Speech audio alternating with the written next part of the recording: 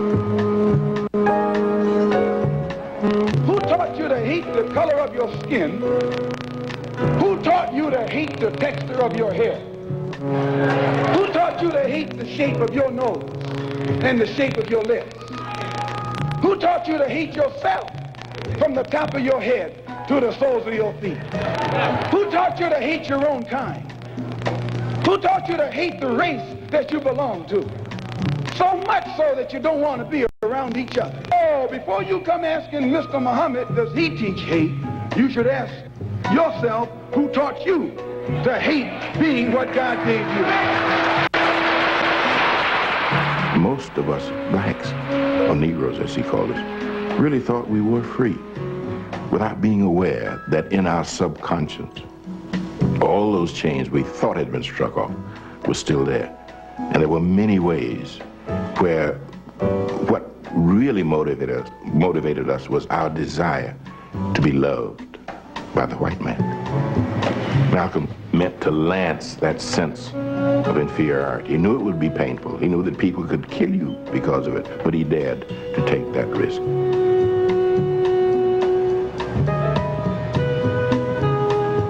He was saying something over and above that of any other leader of that day, while the other leaders were begging for entry into the house of their oppressor.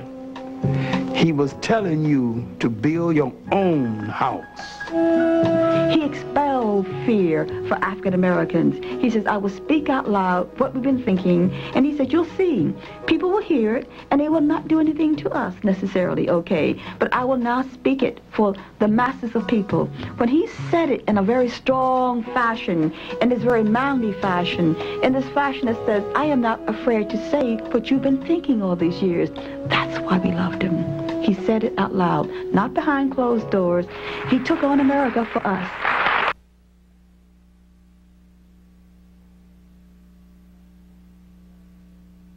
Welcome to the Gilchrist Experience. I'm Dr. Phil Valentine, and I'm going to be the host, stand-in host, for another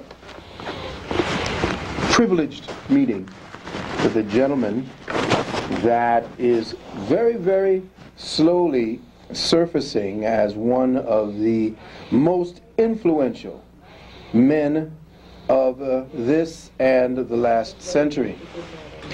What we have been finding now is that all new things, as we know, have a tendency to have to fight their way into the surface of understanding. And what we have now is a situation where people have been on the counterattack against this brother. I am referring to one Dr. Gabriel Oyibo, who, with his incredible findings, have shocked and turned the mathematical world, the world of theory, the world of, how could I say it, hyperphysics and probability on its ear. And we know that the outer society, or we call the dominant society, would have a problem, first and foremost because he is an African man, and we're not talking about the same old tired, okay, we know there's racism out there, but we are trying to do it, we're better off, and so forth. And that conversation is good when we see the progress being made. But if you start to prick the giant in places where he begins to feel it and know that it would be detrimental to his health, what happens? We begin to know that that which we thought we have made, those strides we have made, again, the wall has been built. I'm referring to 2 weeks ago, Sunday, a show that was aired on a local radio station that is aired nationally. I believe it's KISS FM. The show, I'm not sure what it was, but I know there were two gentlemen. One I've known, a beautiful brother named Mtume, and the other gentleman called himself a Judge Pickett. And this brother, Dr. Oyibo, was invited onto the show to share his knowledge wonderful knowledge. And what happened, what proceeded from there, I was woken by my students to find that he was actually being attacked. It was actually a ambush. It was actually something that was done to disinform us. And I'll tell you why. Because those of us who have been in the black movement or the black power movement or nationalist movement and so forth, we had a chance to study certain tactics of what was then called COINTELPRO. And what we witnessed on that show was a distinctive attack a la COINTELPRO. And I've set up for the audience right now certain things that they need to look for when things of this nature happen again. When you have such an auspicious man as Gabriel Oyibo, and you don't want the greater community to know what he has to say, there are certain tactics, certain maneuvers, verbal and emotional and psychological maneuvers that you conduct in order to derail the preliminary thrust of the situation. So what you do is you cause confusion so that the main point is not reached. So what we have is someone taking up or burning, from what I saw and heard, at least 15 to 20 minutes to discuss the man's credentials and his veracity. Under conversation was whether or not he was actually nominated for the Nobel Peace Prize. Now, as a lecturer, I speak about something having to deal with black people and all peoples of color. I call it AWLS. The situation around AIDS, the new thing is acronyms. But I call it AWLS. That's Acquired Willie Lynch Syndrome. And I have not seen it exercised as pointedly as I did when I heard that show. For example, if my friend Winston, would you please bring up on the screen the 8 traits that I had shown of the disinformationalist, or that person who acts as an agent provocateur to derail us from the point? Yes. I'm hot though. Take another shot. Go to 2 so I could get it. Okay. Go to 2. The first thing I want to discuss is the 8 traits, which is the 8 traits of the disinformationalist. Now, we'll have to take this part because it's very serious. You see, for this man, this great man, to be able to be understood and to be accepted by our people, to have them understand that this man comes with incredible knowledge for the 21st century. For that to happen, we have to first let you understand how they are going to disinform you or sidetrack you from the actual event, because it's an enormous event, this brother's coming. First is the 8 traits of the disinformationalist, and you see it up on the screen. The 8 traits of the disinformational is, first and foremost, avoidance. Second, it is selectivity. Third, it's coincidental or coincidentalism.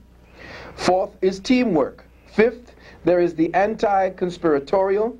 Sixth, there is the artificial emotions, and you'll see it up there again. We're having a little trouble getting it up there. It looks good.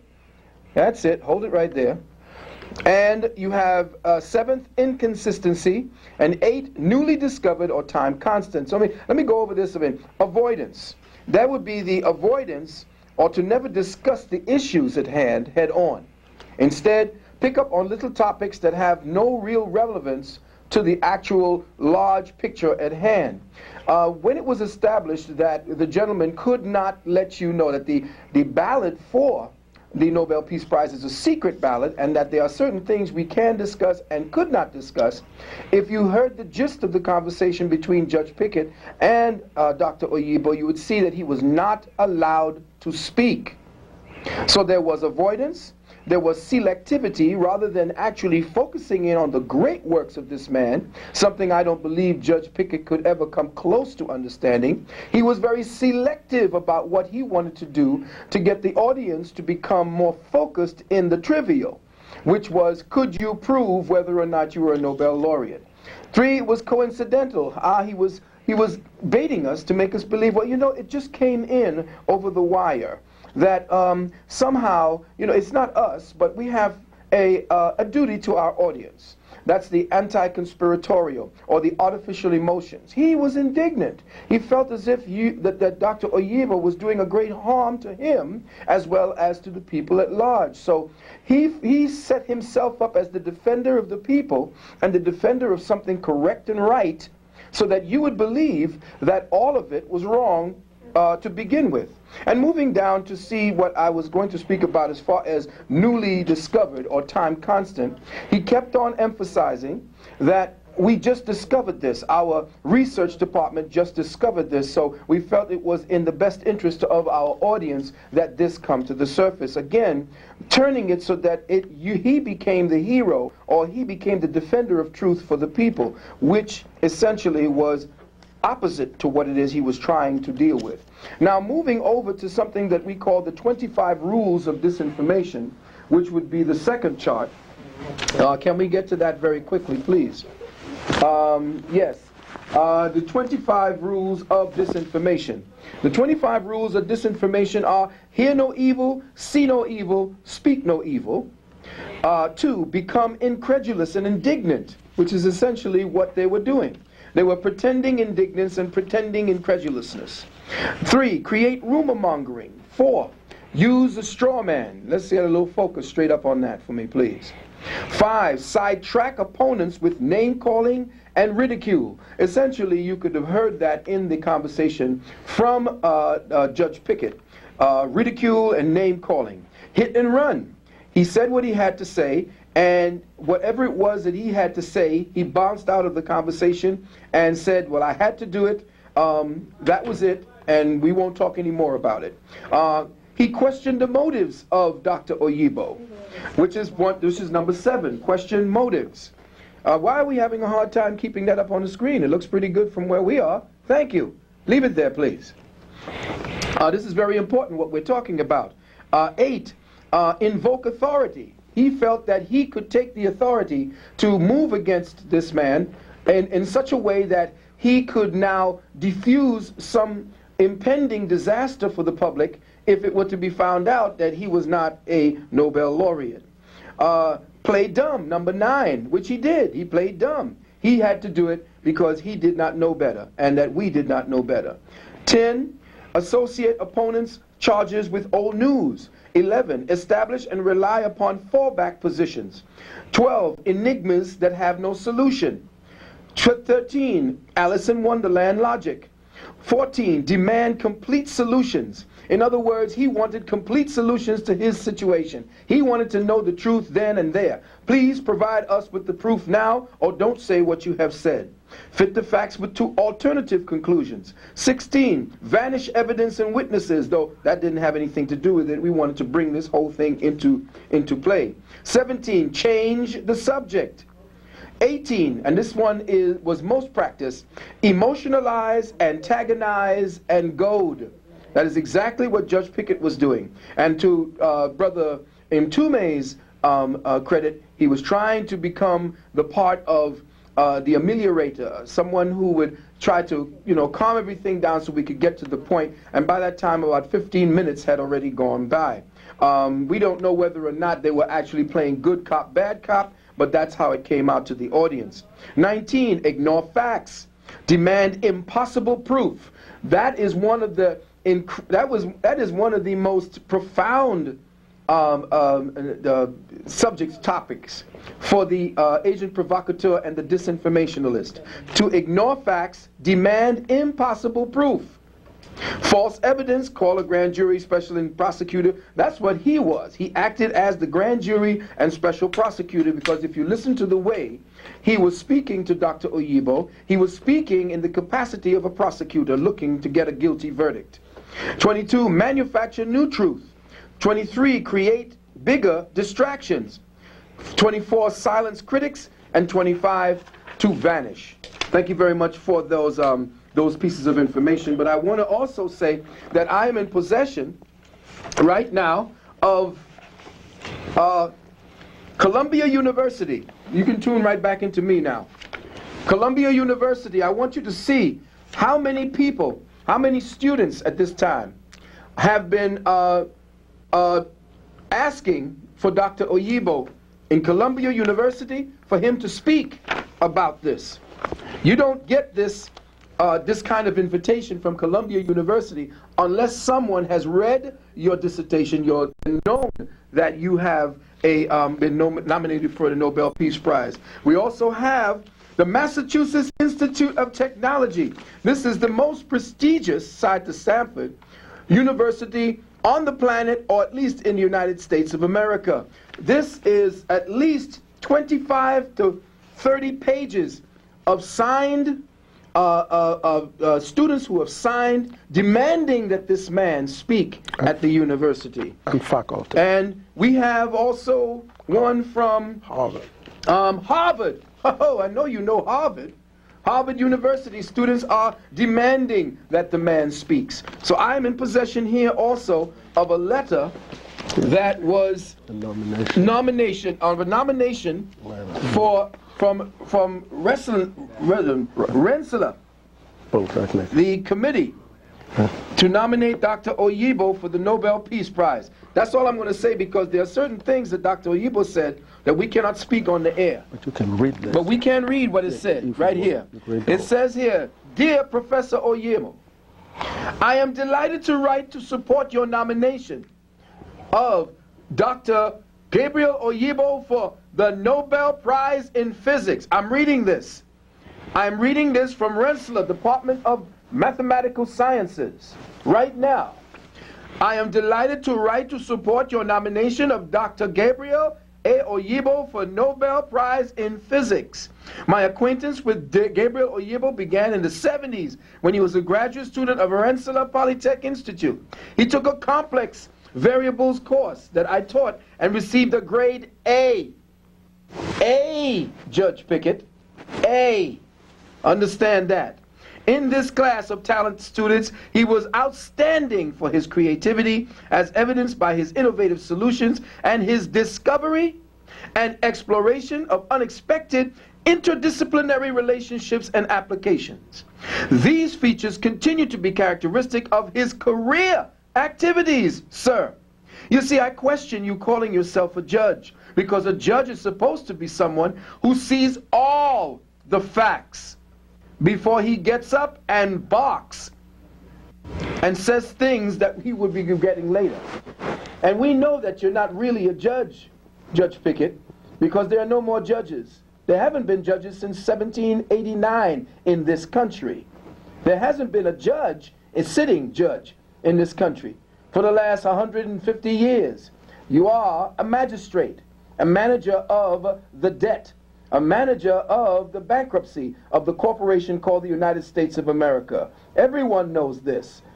So don't call yourself a judge, because you are not a judge, and you have proved it over the air. I'm sorry to be castigating, but when you attack one of our own who comes before you humbly to speak the truth to our people, to teach the people what they need to know, to uplift our people, and for you to play that old COINTELPRO game, shame on you.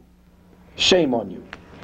Okay, let me see. There's one more. On the part right here, it says, "The most exciting contribution to me personally, as Edith Lucians has said," I'm sorry, is that all right to say this? Yes, yes. Professor of mathematics, adjunct professor. "The most exciting contribution to me personally is Dr. Oyibo's formulation," listen carefully people, "formulation of Einstein's unified field theory, or the theory of everything. He had presented a lecture, a generalized mathematical proof of Einstein's theory using a new group theory, in March of 1995 at a symposium he had organized at RIP as a tribute to Professor George Handelman, and it was published in the proceedings of the symposium at Dr. Oyibo's that he had edited. Having met Albert Einstein," listen carefully people, "having met Albert Einstein, and having co-authored reports about him, one of which was presented at the Heidelberg Symposium and published in its proceedings, I am thrilled. I'm going to spell that word, thrilled, that Dr. Oyibo was the first to complete the task that intrigued and challenged Einstein. Listen. Listen. I am thrilled that Dr. Oyibo, Gabriel Oyibo, was the first to complete the task that intrigued and challenged Einstein and many other luminaries of science. Moreover, he did so in a mathematically elegant manner. Professor Oyibo's contributions are extremely important, both theoretically and practically. They place him in the ranks of world-class scientists. He is eminently qualified for the Nobel Prize in Physics. Granting of this well-deserved honor to Dr. Oyibo will be celebrated at Rensselaer Polytech Institute and throughout the academic and scientific worlds. Also here, I can only speak of some other, we can't speak of this, we can't show this on the air, but we can give you other proofs of it, and the brother had to bring it. Of course, he has to defend himself. And again, you know, when we're dealing with people who are diseased and have been stricken by AWS, acquired Willie Lynch syndrome, we have to do our best. We have to do more than our best in order to prove it. Here we go. Dr. Gabriel Oyibo's Grand Unified Theorem by Joshua and Oyibo.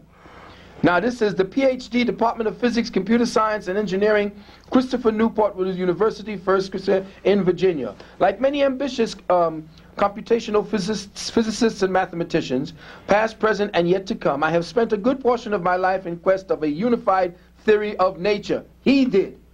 So, in 1994, when my former supervisor at NASA Langley Research Center referred Dr. Oyibo to me to review the latter's presentation of the Grand Unified Theorem, I was skeptical of encountering anything of interest. But, to humor my boss, I requested copies of Dr. Oyibo's work and began to review them. In summary, Dr. Oyibo and I have become very good friends since.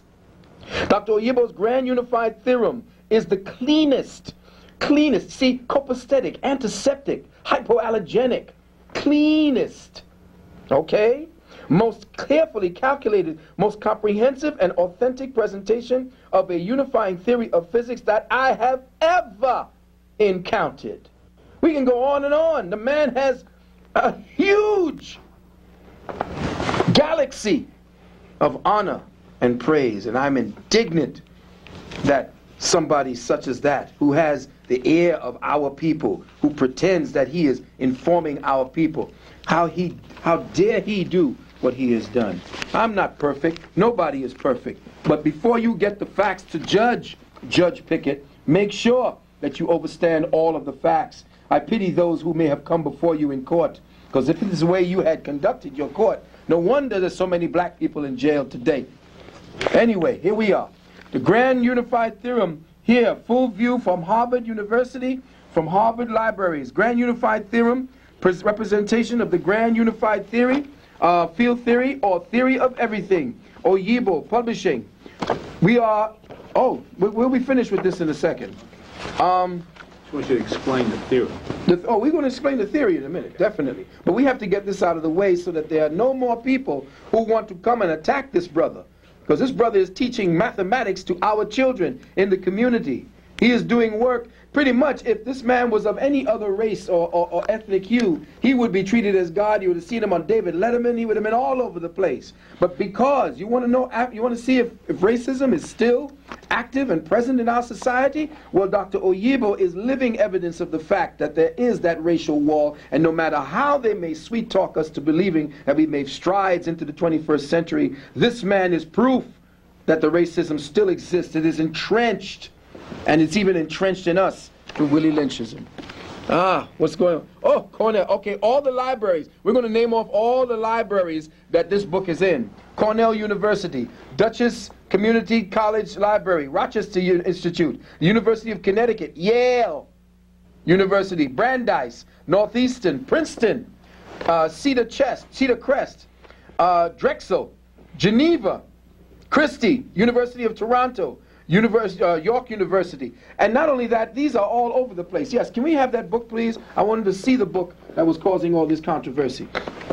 These are the highlights of the book. And let me get this part right here. This is the highlight of the book right here on the grand unified theory of everything. This is the highlight of the book. You are looking at history here. This is our story that is going to soon be history. And we have to do it now because, you see, I would figure that another 50 years, 100 years in the future, this beautiful dark brother that we see sitting right here is somehow going to lose all pigmentation, and his hair may end up turning blonde. We don't know. So we have to say it now. Things like that have happened. Look at Beethoven. They give us pictures of Beethoven constantly as a European. And we know that his mother was black. So this is why we have to be more indignant than ever when somebody tries to derail what we see as the movement. The best reviews. Okay, now, number one. Right, so here we are again, more of the reviews, dealing with what it is. It's on here at Amazon.com. You go up under the purchase Grand Unified Theory. You go on there and you'll see there are 3 members here. Unification of Fundamental Forces, 5 stars. And his name is Aldous Salam. This is a Nobel Peace Prize winner. Winner 79. He won the Nobel Peace Prize. And this man's Unified Field Theorem, 2nd edition, stands right next to his. That's right. Right next to that Nobel Peace Prize winner. So if there's any more proof what we want to do is to actually get that out of the way, because I'm seething now, so I'm like my lady says, breathe, and I'm breathing now. So we're back. Dr. Oyibo, first and foremost, let me apologize to anyone who may have gotten the wrong idea across to you about how we are here in these United States as far as African or children of African descent and children of Native American descent as myself. I'm going to extend a vicarious apology for the way that you were treated on the air. And right now, what we want to do, now that we have said everything that we needed to say about that, to bring your credentials up to par so that the people understand just who you are. Let's have some fun. Let's just start talking about what it is that really makes me, this is what, I enjoy this. Please, explain to us what is the Grand Unified Theorem. Dr. Oyibo. Yes, well, thank you very much, Brother Dr. Valentine. You're certainly a treasure to your people. Or your peoples, and I'm so grateful that you are able to, bring out some things that are not known by the audience. Basically, we are so busy doing the work that we haven't really paid too much attention to the other side that, you had to deal with. But the unified field theory is really about the question, what is the universe? And how did the universe came out to where it is today? Yes. And of course, there have been, over the generations of humanity, attempts. We're not the smartest group of humans ever created. We're learning from, past generations and so on and so forth. And there has been basically 3 attempts to really answer the question, what is the universe? Yes. One of them is what you call the holy books, Quran, Torah, and the Quran and the Bible, that says the word of God is how the universe came into existence, okay? As in, God said, let there be light, and there was light as a result of God saying it. Okay, God said, let there be oceans, and the word of God changed into oceans. And God said, let there be humans, and the word of God transformed into humans. That's one account. Another account is a science which says it is the Big Bang. Right. Out of this big explosion comes out the universe. Yes. The third one, which is not as popular, but quite solid in its presentation, is the one by the ancient Africans that says that the universe came out of the roaring water waves of Noon. And Noon could be considered as heaven. And out of that waves is a atom coming out of it, what they call atom. Today they call it atom. Okay, atom was then to be the building block of nature. Right. Now, what Gargot, you know, the God Almighty's grand unified theorem. That is what you call the grand. That's what we call the unified theory. Right. Gargot, yeah.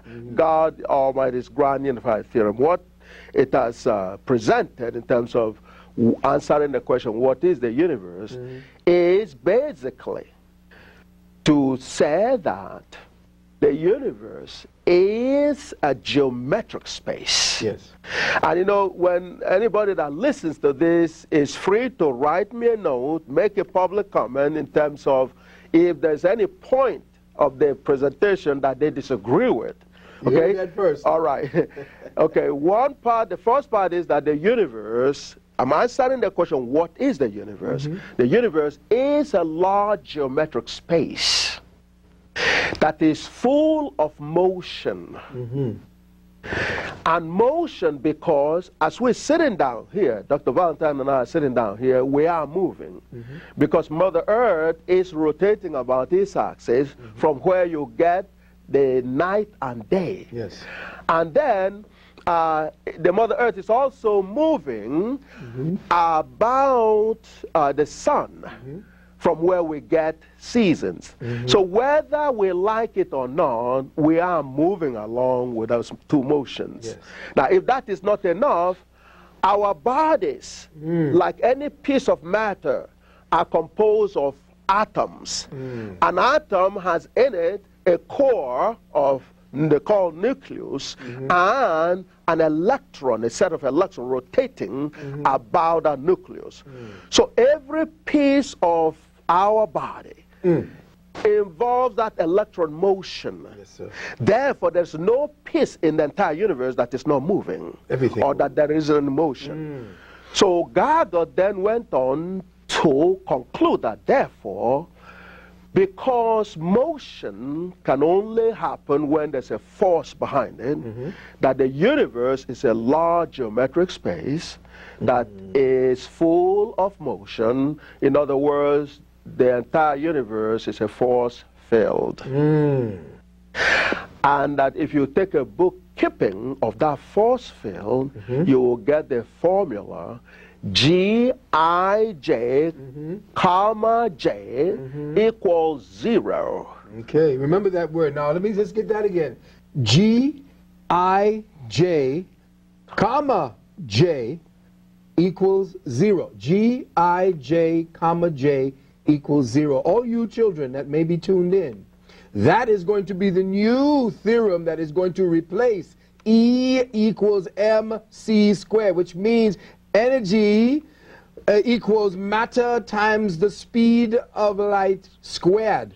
That has no longer, that is obsolete. That's right. I'm saying that here, you heard it first. That's obsolete. That's right. G, go ahead, Professor Siggy. Gij, comma J equals 0 was the theory of everything, because I've covered everything when I say the entire universe, because everything that's anything is within that space. Exactly. And they're represented by motion. And the balance, in other words, the bookkeeping of the flow of that energy or force in that space is Gij, comma J equals 0. This is the equation that Albert Einstein was looking for when he found E is equal to mc squared. And this describes everything that's in the universe. If you don't believe that, try me. Give me one thing in the universe that equation cannot explain. And I think what happened is you could not have actually ascended, or at least been given as many accolades from as many different sectors of the academic and scientific community unless they had tried to do the very thing you just said. That's right. To disprove what this man had said, what he had found and discovered. And as a matter of fact, E is equal to mc squared came from that equation. That's the first step in the discovery itself, which is the proof of Einstein's theorem using a new group theory, which was presented to some of the finest mathematicians in the world. Yes. That is equal to mc squared came from Gij, comma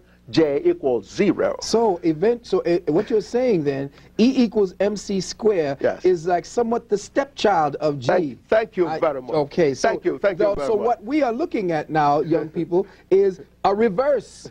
We got the child first before the father. That's right. Or the daughter first before the mother. That's See, right. you have to know that there's a mother and father to everything, and that to be proud of the fact that you, as melanated children, Africans, natives, people who are indigenous, who actually were the founders of civilization, that it eventually had to come back to one of the children of the founders of civilization to put things correctly. That's right. So now children understand, and those who are, I'm not excluding any other ethnicity, no, any other quote-unquote group of the species. I'm saying that there's one at least group of the species who has been completely left out of the intellectual equation of civilization for the last 1,000 years. It has been a disinformation program, one like we had seen at the beginning of the program, for the last 1,000 years, at least that much.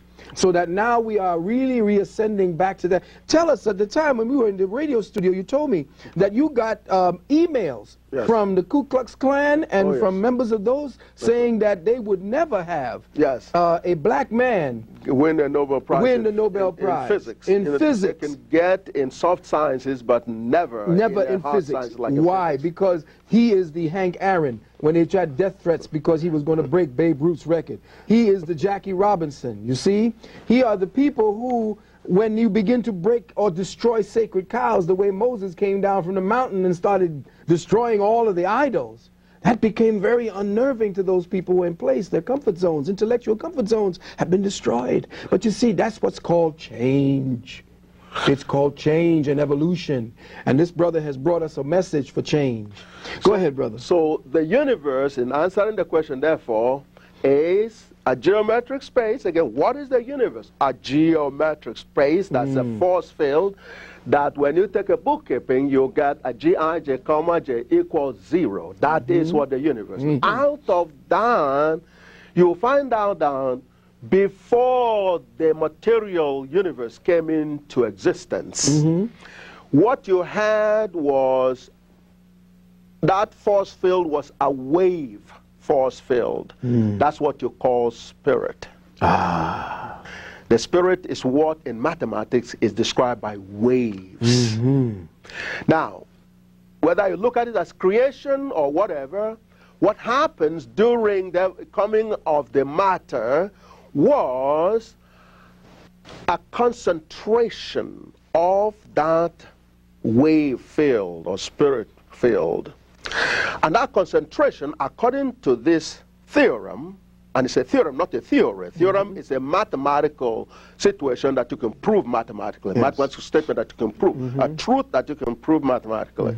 It says that the concentration, which is what you call matter, is simply made up of one building block called hydrogen. And the world needs to really be aware of that. In other words, if you are a believer, according to the theorem, God Almighty's God unified theorem, God created the universe by fusing hydrogen atoms. Hydrogen is the only building block.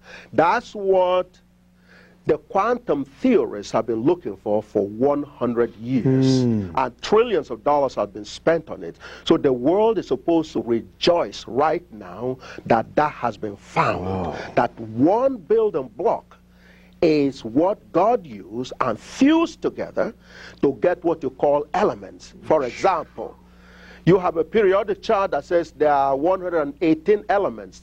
The school curriculum from elementary to the university graduate PhD level now has to be revised. Because there are not 118 elements, there's one element called hydrogen. The universe is a space filled with hydrogen. That's the bottom line. And when you look at helium, helium is simply 2 hydrogen units. It's not a different element. Lithium is 3 hydrogen units. Uranium is 92 hydrogen units. So therefore, all that presentation is in error. I want you to listen to that. Now, for the metaphysicians out there, understand what he is saying. Around the unit, one can only create itself as one first. So, as one comes from that which is invisible to that which is visible. Its foundation, as Professor says, is hydrogen. Anything that hydrogen magnetizes to itself or compounds around itself is the same, because there couldn't be anything different from the one thing that represents the one thing. So the one thing represents itself as many, and the only way it's going to represent as many is to represent itself as the thing it first manifested itself as, and that is hydrogen. So when the professor says that it's a 2 hydrogen for that element, 3 hydrogen, then what we see as universal intent, universal spirit forming itself into matter around the design of the intent, it calls together components of itself, which is the hydrogen molecule. And you have this grand, enormous set of creation. Everything in the variables, the infinite variables of that which is infinite, is one thing as the many. Go ahead. Yes. May I interrupt real quick? Yes. I have a couple of staff members that are completely, this is completely above their head. Now, can we give some sort of simpler form of trying to understand this? Well, you see, what's getting ready to happen... Okay, well, you see, we are in grade school, and you see, this is why it is necessary for the people who are just being introduced to this to bring themselves to that level. There are certain things that you're going to just have to work for. This is the simplest that we could actually give you. It is the fact that he is saying that this is the grand unified theory of everything. The one thing that you must understand and discover is that that one thing is very complicated. To give you a summary, he did in Gagut. But for you to... I'm talking about where God came from. Okay, no, hold on now. As far as where God came from, God could not come from any place, because God is everywhere present. The center of which is everywhere, and the circumference which is nowhere. So to say where God is coming from would be an oxymoron. It would be a non-entity. To say that would be to limit that which you wish to understand. Okay. Because God cannot come from somewhere, if God is everywhere and everything, yes. You see. So to understand this, we can only do that and pray that as the consciousness of the planet rises, that it will meet this brother's gift that he has given to him, and we have to become worthy of that gift. To just give it like that, to understand it, and to break it down to its common denominator, would be to not keep the potency, not to keep it concentrated, to dilute it. So the level of the consciousness of the people must rise to that, and that will take his studying with him. Why don't you come to his classes to study and to see what the brother has to say? Then we can go over it over and over again, and you'll definitely understand it. He's a wonderful teacher. Yes. Where are the classes?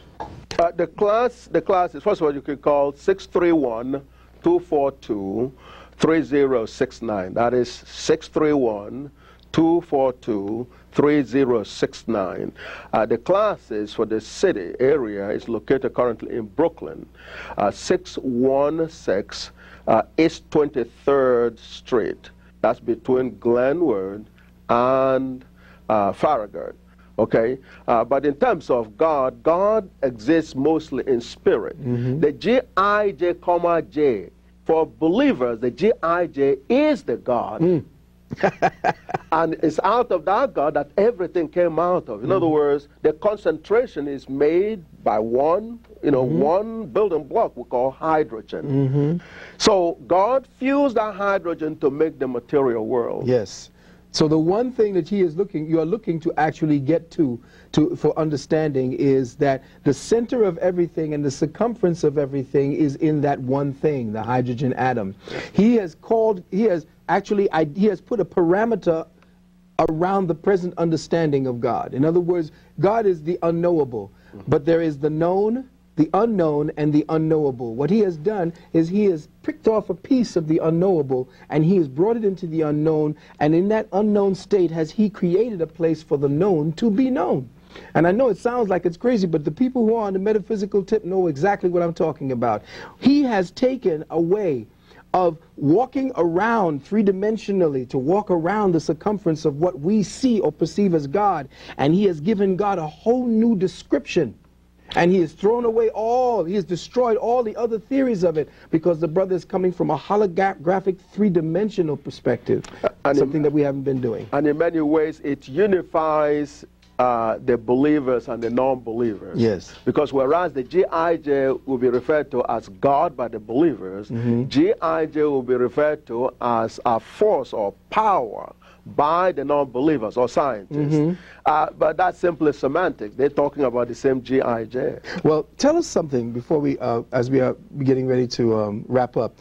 What was the actual part? We talked about Einstein. Yeah. What was it that Newton's theory, could you explain that and what you did to bring that into a... Well, Newton was looking for the same formula.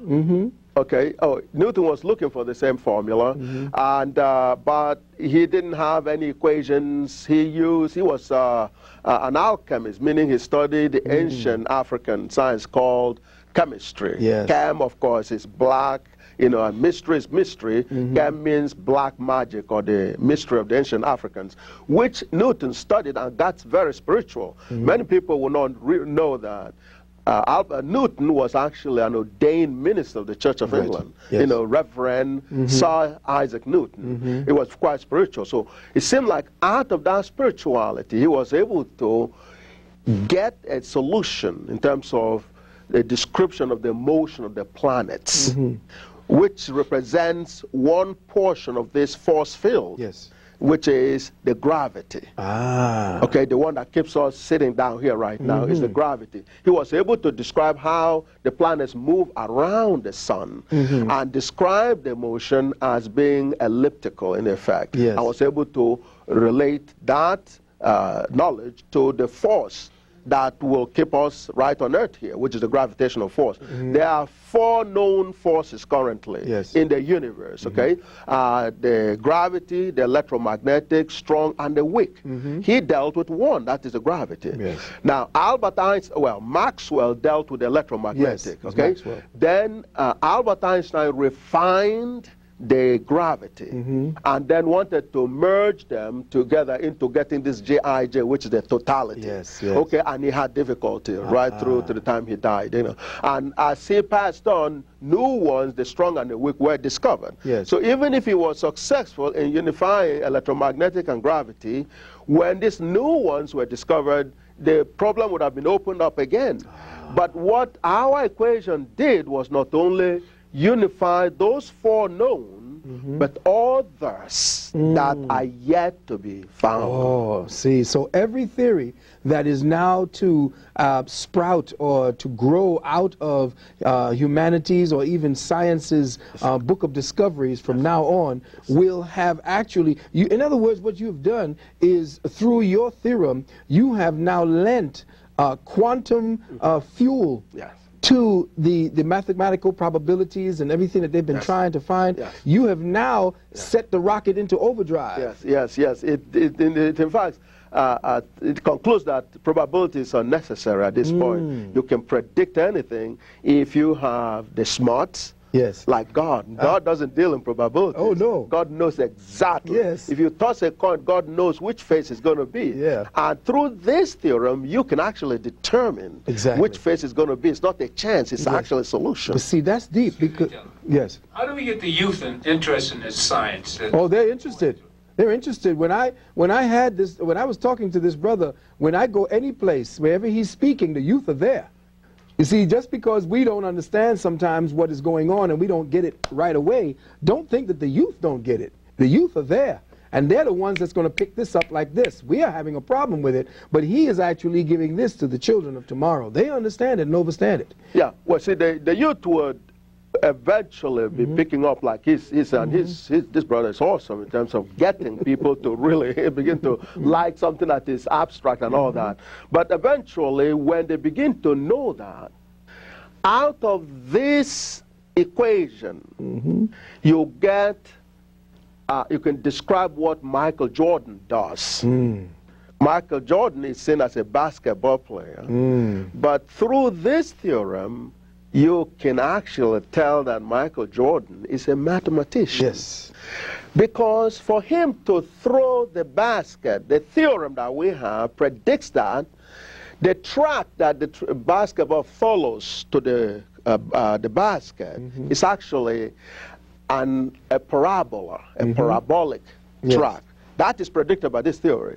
Now, so he has to know that it is a parabola and be able to determine the particular parabola for him to shoot that basket in and score. Right. So the kids now will now want to investigate a parabola, and they would come, because if Michael Jordan himself reads Gaggart, you know, he would even be more magical because now he can refine his skills with the parabola. Yes, yes. Now to see that the children know exactly what's going on.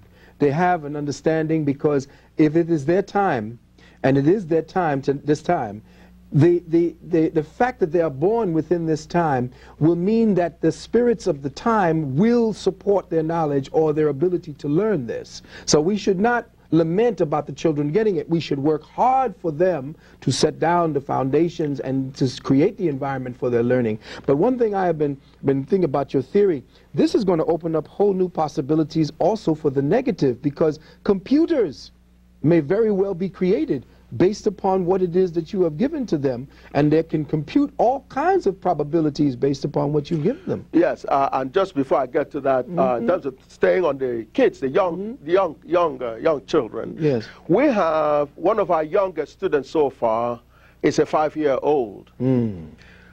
Her name is Lenora. And I wish I could have brought her over here.